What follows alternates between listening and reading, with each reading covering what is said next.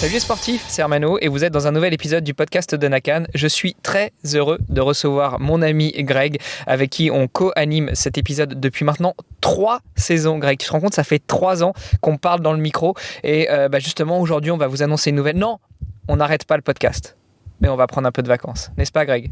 Oui, bon, ça va pas être une énorme surprise pour nos auditeurs qui nous suivent depuis maintenant quelques années, en tout cas ceux qui sont fidèles depuis les débuts du podcast, parce que ils le savent très bien, certains podcasts fonctionnent avec la saison, avec la pause en été, d'autres continuent toute l'année, et nous on a toujours fait un petit break, alors plus ou moins long, mais sur la période décembre-janvier, en tout cas pendant les fêtes, et c'est vrai que c'est un moment qu'on utilise pour mettre fin à la saison qui s'est écoulée, un petit peu au rythme de la saison de sport, peut-être maintenant on a un petit peu besoin de récupérer, et puis pour planifier la suite, pour trouver des idées pour l'avenir de ce podcast, comme tu le dis, on est toujours extrêmement motivé, intéressé, curieux, et on a envie d'accueillir de nouveaux invités, de traiter de nouvelles thématiques, de générer de nouveaux débats vifs. On pense ici à certains invités qu'on n'a pas beaucoup entendus en saison 3, mais qu'on se réjouit de retrouver probablement en saison 4, comme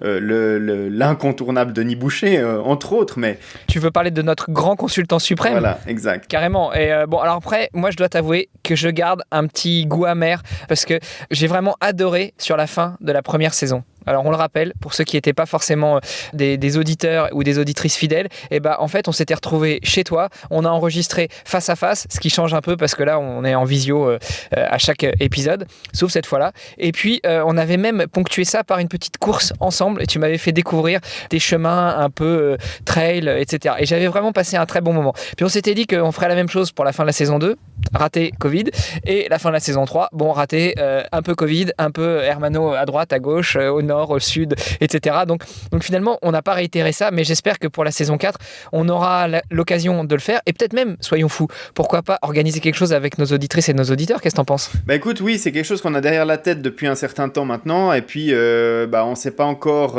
comment ça va se dessiner, quand est-ce que ça va pouvoir se dessiner, parce qu'on aimerait faire ça dans un mode un petit peu festif, un petit peu partage et tout, donc avec les circonstances qui commencent à devenir une nouvelle fois contraignantes, embêtantes, on est un peu fatigué de tout ça, mais enfin bref, on aimerait justement éviter de faire ça dans ce genre de contexte. Donc c'est vrai que pour l'instant on a mis ça un peu en pause, mais ce sera vraiment un immense plaisir que de pouvoir organiser quelque chose qu'on pourra proposer à nos auditrices, à nos auditeurs, de nous retrouver passionnés de sport, passionnés de toutes les thématiques qu'on peut aborder dans le podcast, et effectivement ce serait vraiment très chouette de pouvoir organiser ça. On le fera quand le moment sera opportun, puis qu'on aura une idée de lieu, d'événement à proposer. Ouais. Bon, et puis je te rappelle, je sais plus si c'était pour passer de la saison 1 à la saison 2 ou de la 2 à la 3, mais ne nous refais pas le coup de la chute en rentrant des sports d'hiver, s'il te plaît, parce que ça aussi, ça coïncidait avec une nouvelle saison. Reste entier et prépare bien ta saison 2022. Oui, c'est vrai, il y a 2 ans, la pause avait été un peu plus longue parce qu'il avait fallu que je me remette sur pied après ça. Non, je tiens pas à réitérer ça. L'objectif, c'est de rester en bonne santé, en forme. Mon gros objectif cette fin d'année, c'est de pas prendre de poids avec les bouffes de fin d'année pour commencer une nouvelle saison de triathlon fit dès le début de l'année 2022. Et puis, de commencer à dessiner des projets, des objectifs pour cette saison-là, et évidemment ça dépendra aussi un petit peu du contexte dans lequel on va commencer l'année, mais voilà, j'ai déjà plein d'idées, il y a plein de choses qui sont en route, des choses qui se sont pas faites en 2021 qui auraient dû se faire et qui vont se faire en 2022 et dont je me réjouis vraiment. Enfin voilà, c'est bourré de projets, c'est bourré de trucs intéressants. Je crois que de ton côté aussi, il y a des projets, un projet en particulier qui se dessine et qui approche avec tout ça, et donc l'année 2022 va aussi aborder ce challenge que tu t'es fixé. Effectivement, 2022, ça correspond à mon défi Agrippa, qui porte le bien nommé nom de Agrippa 2022, où, je le rappelle, je prévois de traverser la France du nord au sud. Alors pour faire simple, c'est une ligne droite de Dunkerque jusqu'à quasiment Arles, et à Arles, je tourne à gauche, et puis je rejoins Menton. L'idée, c'est déjà d'emprunter l'ancienne voie romaine Agrippa, de rejoindre un petit peu mes régions de cœur, c'est-à-dire le nord de la France, limite Belgique, Luxembourg, et puis retourner vers l'Italie, puisque je suis franco-italien. quotidien. Et tout ça en soutenant 2 associations qui me sont chères, une qui lutte contre le cancer des enfants et l'autre qui promeut des actions en faveur de l'environnement. Enfin bref, je ne vais pas vous refaire tout le pitch, vous trouverez tout sur ma chaîne YouTube et sur mon site agrippa.me. Merci d'en avoir parlé d'ailleurs, Greg. Mais effectivement, 2022, ça va être chargé pour ça, parce qu'il va y avoir l'entraînement, il va y avoir la partie administrative, il va y avoir la partie logistique à gérer. Il va y avoir aussi des projets personnels, notamment avec un déménagement qui va se profiler. Alors ce sera plutôt 2023 parce qu'on avait prévu 2022, mais les travaux qui sont à envisager sont plus conséquents que ce qui était prévu. Donc ce sera plutôt été 2023. Donc entre-temps, il y aura pas mal de voyages entre le nord et le sud. Et puis, il va y avoir aussi pas mal de choses autour du podcast. Déjà, le podcast Devenir triathlète, on aura l'occasion d'en reparler tout à l'heure, mais aussi et surtout le podcast de Nakan, puisqu'on prépare une belle saison 2022. On a parlé de 2022 et de nos objectifs personnels. On peut peut-être parler de nos objectifs personnels, podcastiques, à tous les deux, sur la saison qui va arriver. Tout à fait, parce qu'il y a des choses qu'on a décidé de changer, et donc on va y travailler plus en détail maintenant pendant ces quelques semaines qu'on va prendre de pause, comme on l'a dit avant, mais effectivement, on a déjà esquissé quelques lignes directrices pour cette saison 4. Il y a des petites choses qui vont changer, on en a discuté tous les deux. On va essayer d'avoir plus régulièrement des invités pour parler des sujets un peu plus à fond. Je sais que c'est des épisodes qui plaisent particulièrement aux auditeurs, alors c'est pas tout le temps facile de coordonner l'enregistrement avec des experts de chaque domaine, de trouver les concordances d'agenda et tout ça, mais on a vraiment essayé de fixer un objectif, d'avoir un épisode toutes les 2 semaines avec un invité pour une thématique particulière, une thématique comme d'habitude, qui s'approche du monde du sport, mais qui n'est pas forcément très très liée à la technologie dans le sport ou autre, mais vraiment le sport en général, et puis des domaines qui sont quand même assez scientifiques, techniques, parce qu'on est comme ça, Hermano et moi, on aime avoir les insights de vrais spécialistes du domaine, mais voilà, d'avoir des épisodes plus régulièrement avec des invités, et puis surtout d'instaurer, parce que on le fait pas forcément très bien, et on est sûrement un petit peu perfectible à ce niveau-là, et d'ailleurs on a pris les messages qui nous revenaient en ce sens-là, et puis on les a pris en considération. C'est que on a beaucoup de retours de nos auditeurs, des abonnés du site nakan.ch également, qui posent des questions, qui nous font des retours, et c'est vrai qu'avec la fréquence d'enregistrement qu'on a, parfois on enregistre les épisodes 3 jours avant la diffusion, et parfois on les enregistre un mois avant. Ça dépend de la disponibilité des invités, de notre planning éditorial, de la disponibilité aussi de chacun de nous deux, et c'est difficile de caser des réponses à des questions qui ont été posées il y a 3 mois, et donc voilà, c'est toujours un peu compliqué. Donc on encourage nos auditeurs à nous poser des questions, à revenir vers nous avec des retours, et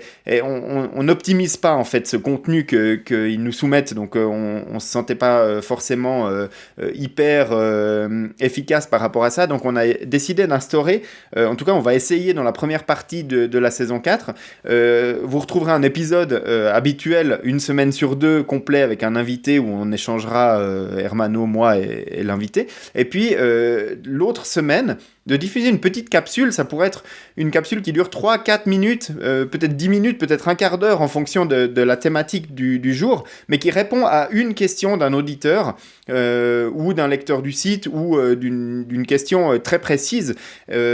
Et là, on appelle nos auditeurs à nous les soumettre, ces questions, à nous les poser. Pour pouvoir nous les poser, on va essayer d'intensifier la partie questions sur Insta, et notamment avec ton compte du blog de Nakan. Vous avez sur le site podcast.nakan.ch nos coordonnées pour nous laisser un petit message sur WhatsApp, sur Telegram ou autre. Et puis, si vous vous sentez l'âme d'un podcasteur en devenir, d'une podcasteuse en devenir, maintenant avec les moyens technologiques que l'on a, on peut tous très facilement dégainer son téléphone, ouvrir l'application dictaphone, mémo vocal, voice memo, ou je ne sais comment il s'appelle, et enregistrer une capsule de quelques secondes à quelques minutes avec votre question. Donc n'hésitez pas à le faire. On vous promet que la saison 4, ça va justement être une saison où on va intensifier l'interaction avec vous, chères auditrices et chers auditeurs adorés, chéris, aimés, qui nous écoutent très régulièrement, et on va répondre à toutes vos questions. Comme tu l'as dit, Greg, on n'a pas été super bon là-dessus. Enfin, allez, j'ai le droit de te taper dessus, surtout toi, parce que souvent je te balance les questions, parce que c'est toi la caution technique du podcast. Et à chaque fois on se dit on va le traiter dans un sujet, dans un prochain épisode, et on l'a pas fait. Donc non, c'est nous deux qui sommes en tort. On s'engage à le faire pour cette saison 4 sous forme effectivement de capsules entre les épisodes bi-hebdomadaires, où on a l'habitude de vous parler, parce qu'on ne parle pas véritablement avec vous. L'idée, ça va justement être de parler avec vous plus que de vous parler uniquement. Tout à fait, on a effectivement pris le moment de faire notre autocritique, et c'est vraiment le point sur lequel on a identifié qu'on devrait s'améliorer. Donc on tente quelque chose pour le début de la saison 4. J'espère que c'est un format qui va marcher, j'espère que c'est un format qui va plaire. En tout cas, on va essayer de se lancer là-dedans et on espère que vous aurez des réactions par rapport aux épisodes qu'on diffuse, des questions générales qui sont en lien direct avec des épisodes qu'on a diffusés ou pas, des questions par rapport à des choses plus techniques. Sur le site, par exemple, il y a des articles qui reviennent qui sont plus techniques. Si vous avez des questions par rapport à ça, n'hésitez pas à nous les transmettre. Et puis, on espère qu'on n'aura pas à sélectionner, mais s'il y a beaucoup de questions, on sélectionnera les questions pour y répondre dans ces petites capsules. En tout cas, maintenant, on va prendre un petit peu de temps pour planifier cette saison 4, en tout cas la première partie, les invités, donner des rendez-vous, commencer à développer des thématiques. On va prendre ces quelques semaines de pause. Mais juste avant ça, Hermano, on va accueillir un invité pour parler d'un dernier petit point avant de réellement clore cette saison 4. Tu as parlé de ton projet Agrippa que tu vas faire en 2022, mais il y a un projet que tu avais et que tu as réalisé en 2021. C'est peut-être de ça dont on va parler maintenant. Je te laisse le micro pour présenter notre invité. Enfin, dans quelques secondes. Je voudrais juste très rapidement faire une toute petite rétrospective des invités qu'on a eus sur la saison 3. Comme ça, si vous en avez loupé, n'hésitez pas à revenir en arrière sur votre application de podcast. Et puis, vous pourrez aller sélectionner l'invité qui vous aura manqué et à mon avis, qui pourrait vous inspirer. Alors, on a eu d'abord Fred Bousseau. Évidemment, on a eu le grand consultant suprême Denis Boucher. On a eu Blaise Dubois. On a eu Nicolas Placé. On a eu Pierre Munier pour parler Super Sapiens. On a eu les fondateurs de Nolio. Et puis, toi, tu as reçu tes collègues du TTL, du Tri-Team Lutri. On a parlé Bodyscan avec Marc Moedza, qui était déjà venu dans la saison 2. Et puis, Leonardo Pelagotti pour parler du froid et de la respiration. Et puis, évidemment, entre ça, on avait des épisodes tous les deux. Et tu as même fait des épisodes tout seul, parce que moi, j'étais un petit peu absent cette année. Ouais, alors effectivement, c'était une chouette saison. Il a fallu un petit peu improviser avec certains aléas de nos vies privées respectives. On le rappelle aux auditeurs qui ne le sauraient pas encore, mais on n'est pas du tout podcasteur professionnel. Donc, et on n'est pas payé du tout pour faire du Nakan. C'est quelque chose qui vient en plus de choses qui viennent déjà en plus de notre vie privée, personnelle, notre vie professionnelle, etc. Donc c'est vrai que voilà, c'est avec passion et grand cœur qu'on fait ça, mais les journées continuent à faire que 24 heures et parfois on n'arrive pas à tout mettre. Mais on fait au mieux, je crois qu'on s'en sort pas trop mal. Je crois que les auditeurs ont toujours eu un épisode à se mettre dans les oreilles une fois toutes les 2 semaines. Donc la promesse de base est tenue. Et puis on va essayer d'améliorer encore tout ça sur l'année 2022. En tout cas, je m'en réjouis. Mais maintenant, comme tu le disais tout à l'heure, rétrospective de l'année 2021 du podcast, ça c'est fait. Maintenant, peut-être, on va parler avec notre invité qui nous attend, qui nous attend là, de ce projet que vous avez réalisé. Il n'y a pas que toi dans l'histoire et on va découvrir tout ça maintenant. Et c'est parti. Donc on va passer à la deuxième partie de cet épisode, Hermano, et puis pour cette deuxième partie, on a le plaisir d'accueillir un invité que tu connais très très bien parce que ça fait maintenant des mois, voire même bientôt on compte ça en années, que tu collabores avec lui sur un podcast notamment, et puis un projet un tout petit peu plus récent qui vous concerne tous les deux. Vous serez bien mieux placé que moi pour en parler, mais avant de parler du projet, on va parler de l'invité, c'est Olivier de Schutter qui enregistre régulièrement avec toi, et les auditeurs le savent probablement, le podcast Devenir triathlète. Et ce podcast Devenir triathlète a donné naissance à un nouveau projet. Alors déjà, bienvenue Olivier dans cette seconde partie de ce dernier épisode de la saison 3 de Nakan. Le podcast tu connais bien puisque tu pratiques maintenant régulièrement avec Hermano. Yes, salut Greg, salut Hermano, ravi d'être là, merci pour l'invitation. Bah écoute, pas de quoi. Donc Hermano, effectivement, si on a invité Olivier dans cette deuxième partie d'épisode, c'est pour parler du livre Devenir triathlète, qui s'inscrit dans la continuité des précieux conseils que vous donnez aux aspirants triathlètes dans le podcast.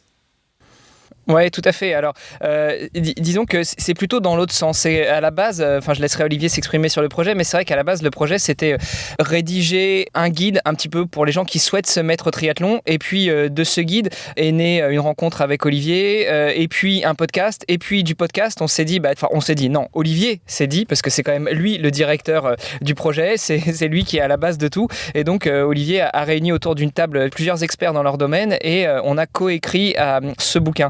Donc on y aborde des thèmes aussi larges que déjà le matériel. J'ai eu la chance d'inaugurer l'ouverture du livre avec le premier chapitre sur le matériel. Je dois bien même avouer que mon syndrome de l'imposteur s'est senti un petit peu diminué par rapport à toi, Greg. C'est toi normalement le champion du matériel, mais j'ai exprimé ma plume sur d'autres choses que le matériel uniquement électronique, et a priori ça plaît. En tout cas, les premiers retours que j'en ai sont à la hauteur de mes espérances. On a abordé aussi la préparation mentale, on a abordé aussi évidemment la préparation physique, on a abordé la prévention des blessures, et on a abordé la gestion du temps avec le chapitre qui était dévolu à Olivier. Mais bon, effectivement, comme tu le dis, on a Olivier à la table de ce podcast aujourd'hui. Il est bien mieux placé que moi pour en parler. Donc Olivier, à nouveau, je te refile le micro, je te redonne la parole pour que tu nous en dises plus sur ce projet et puis ce qu'on a fait avec ce livre. Ça marche. Écoute, pour compléter déjà ce que tu disais, tu as oublié aussi un chapitre quand même, c'est celui de la nutrition, qui n'est pas des moindres, puisque c'est vrai qu'on dit souvent que la 4e discipline en triathlon, c'est la nutrition. Alors ce projet, il vient, en fait, il a démarré il y a 1 an et demi, je dirais, à peu près. Parce que pour moi, c'était un petit peu le livre que j'aurais voulu lire en commençant le triathlon. Parce que voilà, il y a déjà des livres sur le triathlon, ça existe, on va pas se le cacher. Mais il manquait pour moi un livre qui soit suffisamment complet, c'est-à-dire qui aborde toutes les facettes du triathlon. Parce qu'en fait, le triathlon, finalement, c'est pas juste nager, rouler, courir. Effectivement, il y a de la nutrition, il y a de la récupération. Potentiellement, dans certains cas, il y a des blessures. Il y a aussi de la préparation mentale, de l'organisation, parce que voilà, c'est un véritable mode de vie. Le triathlon, c'est pas juste un sport. Enfin, je veux dire, quand tu fais du triathlon, c'est pas comme, je sais pas, mettons que tu fasses du badminton ou du volley, t'as 2 entraînements par semaine, peut-être 3, un match. Donc voilà, c'est quelque chose que tu arrives à caser plus ou moins facilement dans ton emploi du temps. Le triathlon, on est tout de suite déjà sur 3 sports. Donc si tu veux progresser un minimum et garder, on va dire, une bonne condition, tu dois faire au moins, on va dire, 2 entraînements dans chacun des sports sur la semaine. C'est un peu un minimum, je dirais. Donc déjà ça te fait 6 entraînements. Donc en fait le triathlon c'est un truc qui te prend, si à la limite tu fais peut-être une journée de récup, tu vois, je veux dire le reste du temps tu t'entraînes véritablement tous les jours, quoi. Donc voilà, le triathlon c'est un vrai mode de vie, et donc ça inclut beaucoup plus que juste la préparation physique. Il y a plein d'autres choses qui viennent autour de ça. Par contre, moi, j'ai pas du tout un background scientifique, ni médical, ni de coach, quoi. Je veux dire, c'est pas ma formation à moi. Il y a une chose dans laquelle moi j'étais à l'aise, c'était justement la gestion du temps. Donc moi j'ai un parcours plutôt business, management, donc j'ai fait une école de commerce et j'ai travaillé quelques années dans le conseil, en IT, et puis conseiller en management et en stratégie, et donc ça m'a permis de côtoyer des dirigeants d'entreprise, voilà, des gens qui avaient parfois on va dire des vies bien remplies avec beaucoup de responsabilités, et donc qui ont dû justement faire la part des choses et parvenir à optimiser un petit peu leur gestion du temps. Et donc voilà, moi c'était un peu dans cette quête de productivité que j'ai lu énormément par rapport à ça, je me suis formé, puis je suis devenu moi-même formateur là-dedans, et donc voilà, c'était un petit peu mon dada. Moi j'avais envie d'écrire là-dessus. Par contre, je ne me sentais pas du tout légitime pour parler de préparation physique, de psychologie et préparation mentale, de nutrition, de prévention des blessures, parce que, voilà, mis à part ce que je pouvais lire un petit peu à gauche à droite, forcément on s'y intéresse un petit peu en tant que triathlète, mais voilà, j'étais pas du tout expert dans le domaine, donc voilà, j'ai souhaité convier plusieurs personnes pour venir coécrire cet ouvrage avec moi. Donc il y avait Hermano pour les équipements, effectivement, il y avait les frères Darvan pour la partie coaching, et donc voilà, vraiment préparation physique, plan d'entraînement, etc. Il y avait Mehdi Moussadik pour la prévention des blessures, qui est un ostéopathe. On a eu Valentin Lacroix, qui est nutritionniste. Et désolé Valentin, je t'ai oublié, désolé. Mais à culpa. Il pardonnera, je pense. Et puis Jean Collinet, qui lui est psychologue et préparateur mental. Voilà. Et donc tous travaillent déjà avec des athlètes de haut niveau. Donc voilà, donc ils ont déjà une bonne connaissance, on va dire, du monde du triathlon. Et donc l'idée, c'était justement d'apporter de la complémentarité. Voilà, chose qui a été faite, et donc c'est un projet qui a démarré il y a à peu près 1 an et demi, au stade d'idée, je dirais qu'il y a plus ou moins un an, donc fin de l'année 2020, c'est un petit peu tous réunis pour justement voir ok, quelle direction est-ce qu'on voudrait que ça prenne, etc. Puis le reste, ça a été la rédaction, de la mise en page, de l'édition, de la communication. Enfin voilà, il y a eu tout le processus un petit peu habituel de la sortie d'un livre. T'as oublié la phase relecture, correction, relecture, correction, relecture, correction, Beaucoup relecture. d'itérations. C'est un peu la phase, effectivement, les itérations de l'entraînement. On retrouve un petit peu ce qu'on fait dans une préparation d'un gros objectif sportif.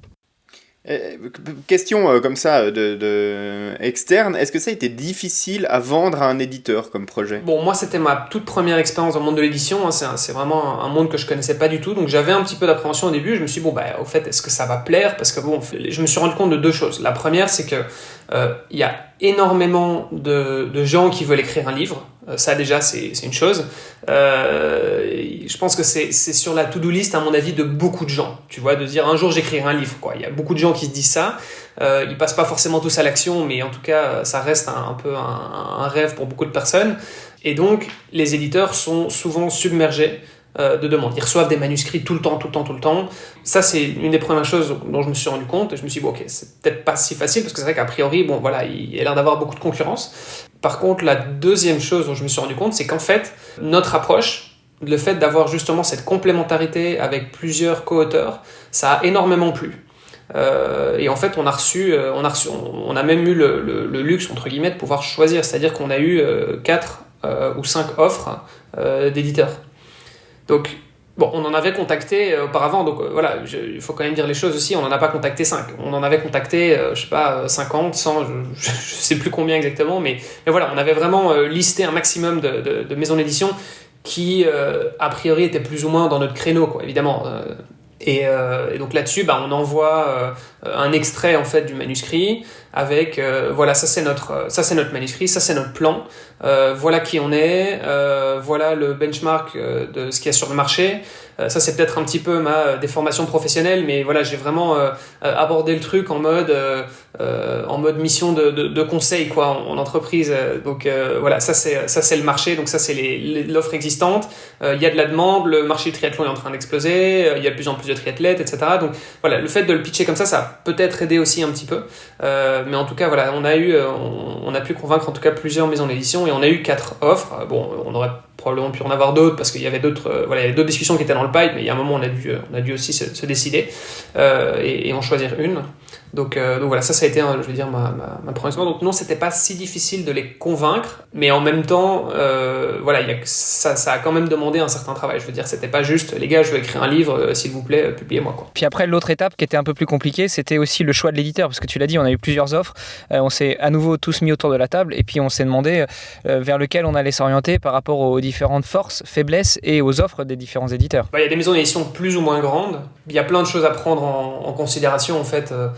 Ça part du nombre d'exemplaires, tout simplement. Il y a les conditions financières aussi, parce que finalement, en tant qu'auteur, forcément, tu reçois une contribution, même si, franchement, si votre objectif, c'est d'en gagner votre vie, il y a peut-être d'autres choses plus lucratives à faire, parce que franchement... Ou alors il va falloir en écrire beaucoup des livres. Dans une niche, vous gagnez pas grand-chose en écrivant des livres, ça, c'est sûr. On va dire que ça rentre quand même un petit peu dans la balance. Et puis, il y a aussi le fit avec l'audience finalement, donc la communauté de l'éditeur. C'est-à-dire que un éditeur a aussi une communauté, des réseaux sociaux, un site web, du trafic, voilà, et donc a une certaine notoriété sur la place et il faut se dire, voilà, est-ce que c'est un éditeur qui, moi, va m'apporter quelque chose ? Enfin, moi, quand je dis moi, c'est nous, au niveau des co-auteurs, mais je veux dire, pour le livre, voilà, est-ce qu'il y aura vraiment une valeur ajoutée de travailler avec cet éditeur-là ? Est-ce qu'on partage les mêmes valeurs ? Est-ce qu'on a les mêmes communautés ? Est-ce qu'on va pouvoir faire un effet de levier un petit peu sur cette communauté-là ? Donc voilà, donc c'est surtout ça qu'on a regardé avant tout. Ouais, ça fait super sens parce que effectivement un éditeur aura peut-être plus d'affinité à toucher un certain public qu'un autre et forcément ça va avoir un impact sur la diffusion du livre et puis sur les leviers marketing qui vont pouvoir être mis en œuvre. Il y a un truc intéressant que tu disais tout à l'heure, mais on va peut-être pas en débattre forcément complètement maintenant parce que c'est un sujet de fond qu'on pourra aborder dans un épisode de la saison 4, pourquoi pas, mais tu dis il y a de plus en plus de triathlètes. Alors, est-ce que le marché du triathlon est toujours autant en expansion? Alors, quand je dis le marché, alors effectivement, c'est aussi les nouveaux triathlètes, les nouvelles offres qui en termes de compétition, alors ça oui, mais on voit qu'il y a quand même aussi un certain tassement, mais c'est assez intéressant parce que j'imagine que si tu as écrit ce livre et avec toutes les démarches préalables que tu as faites, c'est clairement qu'il y avait une demande là-dedans. Donc il y a quand même aujourd'hui beaucoup de personnes qui s'attaquent au triathlon. Est-ce que vous avez déjà une idée, je sais que le livre n'a pas été lancé il y a très très longtemps, mais est-ce que vous avez déjà une idée du type de lecteur qui achète ce livre? Est-ce que c'est vraiment des triathlètes extrêmement débutants ou est-ce que c'est des triathlètes qui ont déjà 1 ou 2 saisons mais qui voudraient se perfectionner? Est-ce que c'est vraiment le type de lecteur que vous aviez prévu à la base pour ce livre? Est-ce que vous avez déjà un retour? Premièrement, c'est très difficile d'avoir des retours. Autant si tu es dans le e-commerce et que tu vois, tu vends tout en ligne, tu peux tout traquer, tu peux tout suivre, c'est plus facile. Nous, on est dans une industrie qui est quand même très traditionnelle, pour ne pas dire un peu old school. Et donc, en fait, il y a tellement d'intermédiaires que nous, on a, en tout cas aujourd'hui, on n'a aucune visibilité, quoi. C'est-à-dire que donc il y a les co-auteurs, c'est une chose, puis tu as l'éditeur. Après l'éditeur, tu as le diffuseur. Le diffuseur a différents agents de représentation, tu vois, un petit peu partout en France et Belgique. Et après, tu as les libraires. Donc, tu vois, le temps que l'information remonte, ça peut prendre du temps et c'est pas forcément automatisé non plus, quoi. Je veux dire, bon, ce sera peut-être le cas un jour, je l'espère, mais pour l'instant, c'est encore... voilà, ça se fait il y a encore beaucoup d'opérations, on va dire, très manuelles là-dedans. Même si ça remontait, comme tu le dis, c'est une industrie un peu old school, c'est brick and mortar, et les libraires ne remontent pas des stats sur qui sont les lecteurs du livre. À la limite, ils pourraient éventuellement peut-être envisager, imaginons, nous remonter des stats sur qui achète le livre, mais ça ne nous garantit pas qui le lit. Oui. Par contre, ce sur quoi on peut effectivement s'avancer, c'est le trafic, et je veux dire la communauté aussi grandissante de devenir triathlète, parce que on a un groupe Facebook qui nous permet aussi de pouvoir échanger un petit peu avec notre audience, avec nos lecteurs, avec nos auditeurs, etc. Et puis on a aussi pas mal de retours via les réseaux sociaux, c'est-à-dire qu'il y a pas mal de gens qui achètent le livre, font une petite story avec, etc. Et donc ça nous permet quand même de voir un petit peu les profils des gens, enfin des lecteurs simplement, et on voit qu'il y a vraiment les deux, quoi. Donc il y a vraiment le futur triathlète, entre guillemets, celui qui dit, bah voilà, moi je fais déjà un peu de vélo, je fais de la course à pied, et en fait le triathlon ça me tente bien, j'aimerais bien tester un triathlon l'année prochaine, et il se fait offrir, ou elle se fait offrir le livre pour Noël. Donc ça c'est quelque chose qui arrive aussi pas mal, on le voit beaucoup. Par contre, il y a aussi beaucoup de triathlètes de haut niveau. Enfin, il y a même plusieurs triathlètes professionnels qui ont déjà acheté le livre parce que tout simplement, on va vraiment rentrer beaucoup dans les détails. Je pense notamment au plan d'entraînement ou à la nutrition où voilà, on va vraiment rentrer dans des aspects très techniques mais vulgarisés, quoi. Donc, on a vraiment voulu jouer cette carte de la vulgarisation et de démocratiser le sport au maximum. Mais c'est intéressant parce qu'il y a vraiment des explications de comment fonctionne le corps au niveau de la nutrition, des préventions des blessures par exemple, comment ça fonctionne, comment fonctionne l'esprit dans la préparation mentale, et donc on se base sur énormément d'études scientifiques qui ont été faites, et donc ça c'est intéressant parce que ça permet justement de comprendre, et ça même les triathlètes professionnels apprennent encore des choses aujourd'hui parce que voilà, ils n'avaient pas forcément ce condensé d'informations et la théorie qui va peut-être aller expliquer certaines choses. Ah bah oui, ça oui, je savais, je m'en suis rendu compte, mais par contre je savais pas pourquoi. Et ben là maintenant au moins on explique le pourquoi. Et puis on partage aussi énormément de retours d'expérience. On a des témoignages. Il a été préfacé par Frédéric Van Lierde. On a des témoignages de Claire Michel, de Axel Zebrook, Francky Batelier. Enfin voilà, c'est plein de triathlètes qui ont été champions du monde, vice-champions du monde, athlètes olympiques, etc. Et donc qui viennent donner leur retour d'expérience, leur technique, les bonnes pratiques. Voilà, moi comment est-ce que je fais dans telle situation. Ça me permet de me faire gagner du temps. Ça me permet d'être plus serein au départ d'une course, etc., etc. Et donc tout ça, en fait, c'est plein de petites choses que même pour des triathlètes qui sont déjà confirmés, voire même de très haut niveau, ça peut être intéressant. Comme tu l'as dit, ce livre, il a été écrit à plusieurs, et donc l'objectif, c'était effectivement pas d'avoir un auteur qui va un petit peu parler de ce qu'il ou elle connaît, mais plus d'avoir chacun une spécialité à détailler et de proposer un contenu qui soit le plus direct possible par rapport à la finalité du paragraphe qu'il avait en charge. Alors effectivement, c'est probablement quelque chose que j'ai jamais eu entre les mains. On en parlait en off juste avant d'enregistrer la deuxième partie de cet épisode.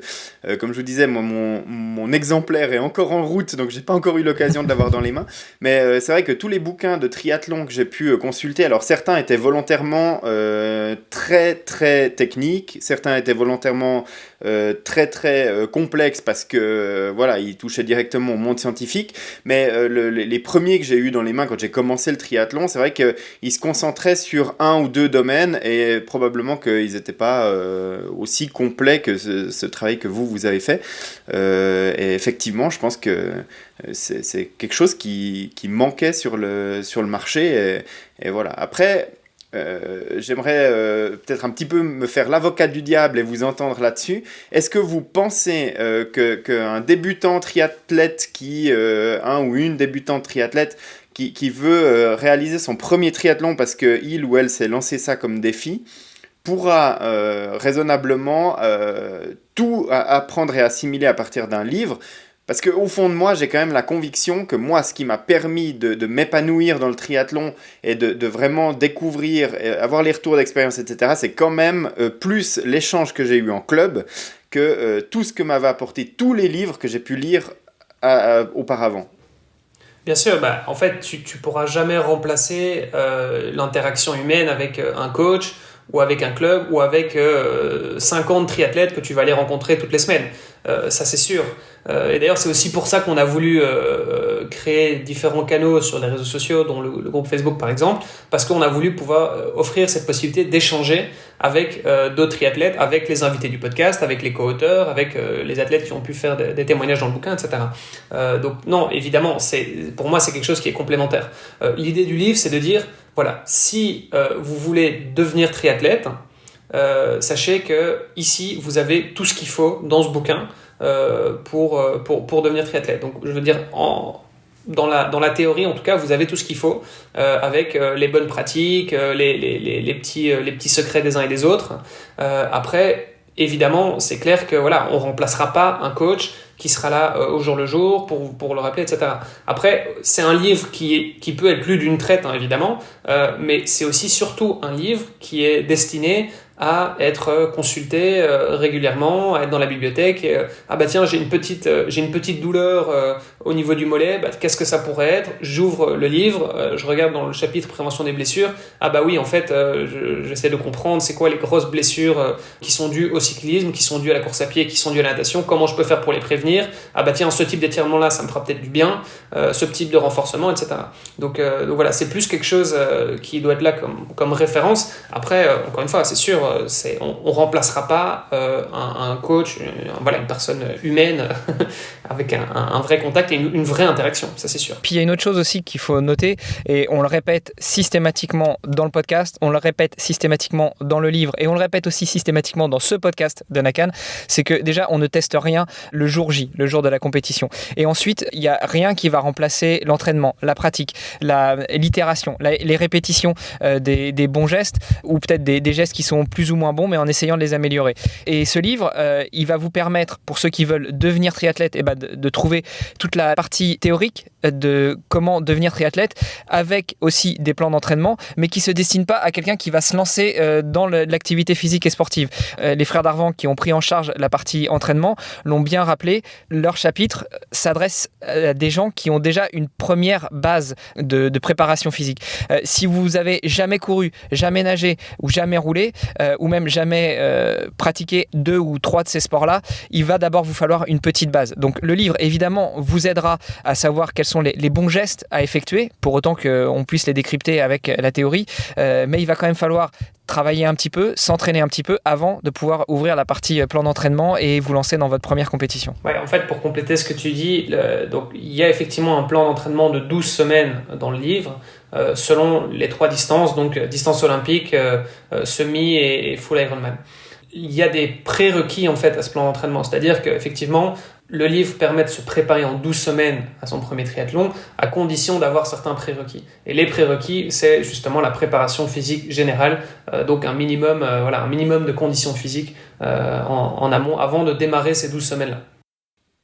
Donc en fait, pour revenir à ma question initiale, ce livre, il vient en complémentarité de la présence dans un club où on va être bombardé d'informations et on va dire maintenant tu dois t'entraîner comme ça parce que c'est telle partie de la saison. Probablement que dans le club, quand on débarque et qu'on fait sa première saison d'entraînement, on ne comprendra pas pourquoi on doit s'entraîner comme ça, pourquoi on nous dit ça.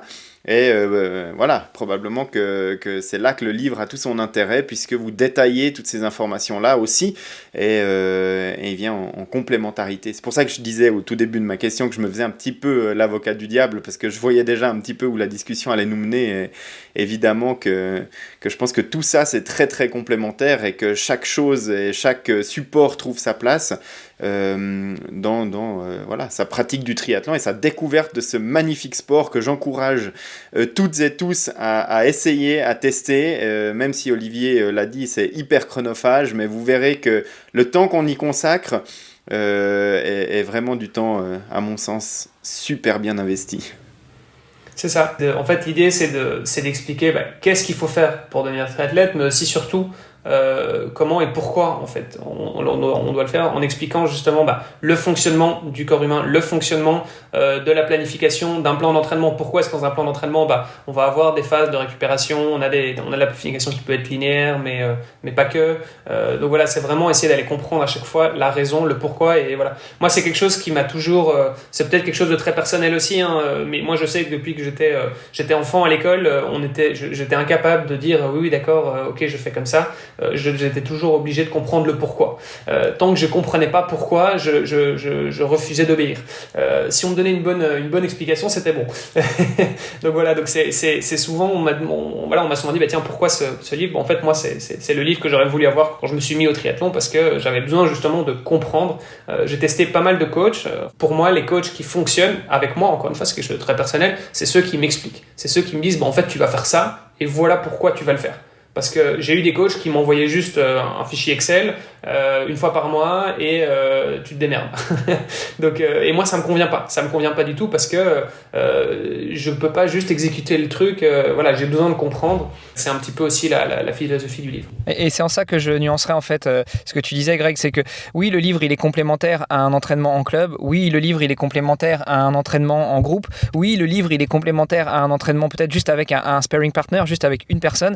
Mais je pense aussi que c'est une bonne introduction, une bonne entrée en matière quand on veut devenir triathlète, quand on veut se mettre au triathlon. Et donc à ce titre, ça peut être aussi une bonne chose d'acquérir le livre dans un premier temps, de commencer à le feuilleter, de commencer à regarder un petit peu les grandes lignes avant d'aller faire sa première séance en club, pour avoir déjà une première notion et justement répondre pour les gens qui seraient un petit peu faits comme toi Olivier, et je pense aussi comme nous Greg et moi, de comprendre le pourquoi du comment avant qu'on nous dise allez, c'est 800 de natation avec des exercices techniques et puis c'est comme ça et c'est pas autrement. Oui, mais pourquoi on fait des exercices techniques en natation? Pourquoi est-ce qu'on travaille la foulée en course à pied? Pourquoi est-ce qu'on travaille la poussée et la tirée en vélo?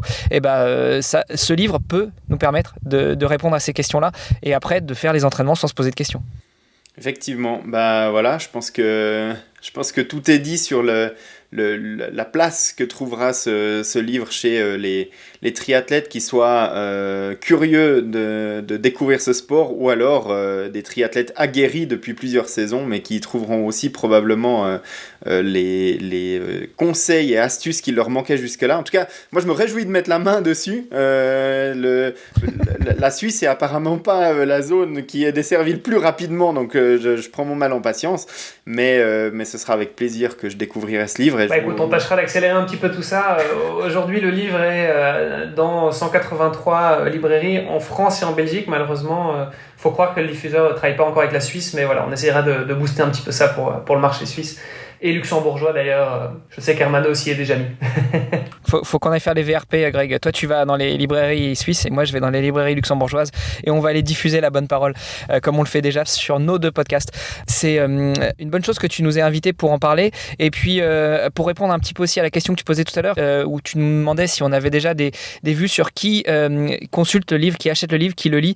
Alors, c'est aussi toujours très difficile quand on parle avec nos proches, mais en tout cas, moi, les retours que j'ai eu aussi de certains de mes proches, c'est qu'ils ne sont pas du tout triathlètes, ils n'ont pas forcément l'intention de devenir triathlètes, mais ils ont quand même acheté le livre parce qu'ils courent un peu, ils font un peu de vélo, ou alors ils nagent un peu et ils veulent avoir plus d'informations sur chacun des sports individuels. Alors évidemment, le livre s'appelle Devenir triathlète, évidemment, ça va vous aider à en savoir plus pour faire vos premiers triathlons, mais ça peut aussi aider dans chacun des sports individuels, parce que finalement, dans le triathlon, il y a 3 sports, et donc ça marche aussi très bien pour un coureur, pour un nageur et pour un cycliste.